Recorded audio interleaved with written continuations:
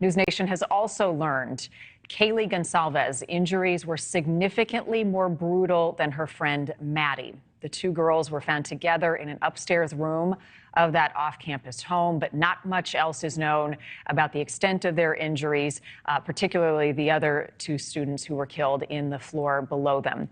Joining me now to talk more about the investigation, Tracy Walder, a former CIA officer and FBI special agent, and Lauren Matthias, former news reporter and the host of the podcast Hidden, a true crime podcast. To you both, we appreciate your time this morning. There's a lot of new information coming out about the crime scene. Whether or not it's helpful or it further complicates the work for investigators is yet to be seen. But let's start with the new piece of information that Kaylee's injuries were significantly more brutal. Tracy, let me start with you. What does that tell you? Is that helpful information for investigators as they're trying to determine if she was perhaps the target? Thank you for having me, Marni. Yes, I think that that's incredibly important information.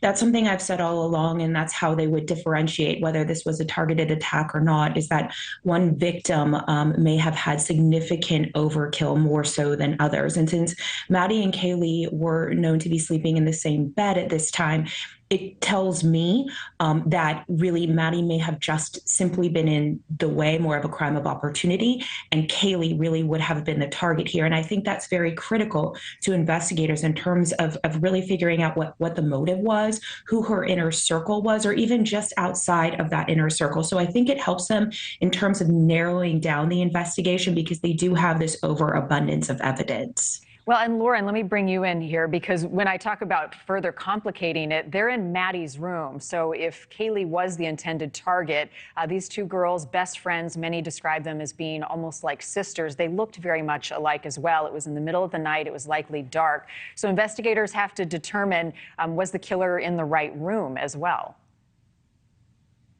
Yeah, I think that Brian Entin made a great case for saying that this room was on the top floor without an easy entrance. Maddie and the room Maddie and Kaylee were in. And I think that also plays to them being the likely target. And I think that, as she pointed out, Kaylee is the likely target as she has more significant injuries. And I think that they actually went up to the third floor. And as Kaylee's dad said, he didn't need to go up there. He didn't need to go up there. And I think that also plays into this idea that these girls were absolutely targets and most likely Kaylee.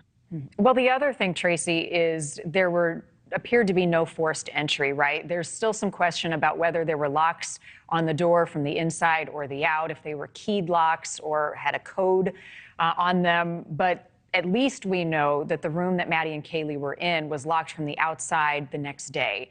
Does that indicate to you that the killer locked it on the way out? So yes, that does indicate to me that someone locked it on the way out, whether it was the killer or someone else. We truly don't know. I do fully agree, and this is sort of what I've said all along, particularly when going over the floor plan of the house. This person made a conscious effort to walk up those stairs. And it's hard to know, again, we're dealing with college students, right? And it's hard to know, yes, they had individual keypads, and yes, they had locks on their doors, but we don't know for sure if they actually locked those doors. I've been in college before. I teach college students, and this is something that unfortunately we do. And so there were no signs of forced entry. I think it's been widely reported that back slider on the second floor was consistently left open. And so that may have been an entry or an egress point. But does it tell you, and Lauren, you can answer this, that the killer may have been familiar with the home when investigators are trying to determine if it was targeted? I think so, and I'm having a hard time hearing you, Marni. I am so sorry. Something happened to my audio. But yes, I absolutely think that this victim could have known the home, or sorry, this perpetrator, this killer could have known the home, could have known the victims, could have been familiar with the home, been to the home before, which is also going to make it very complicated for investigators as they collect DNA. I do think that this was likely a targeted attack. I with everyone who believes in that. And I think that the fact that this was allegedly a party house and allegedly a house where many people came. I think they knew this house. I think they knew the victims. And I think that that is a big possibility. Thank you for watching. Go to newsnationnow.com to find News Nation on your television provider. And don't forget to click the red subscribe button below to get more of News Nation's fact-driven, unbiased coverage.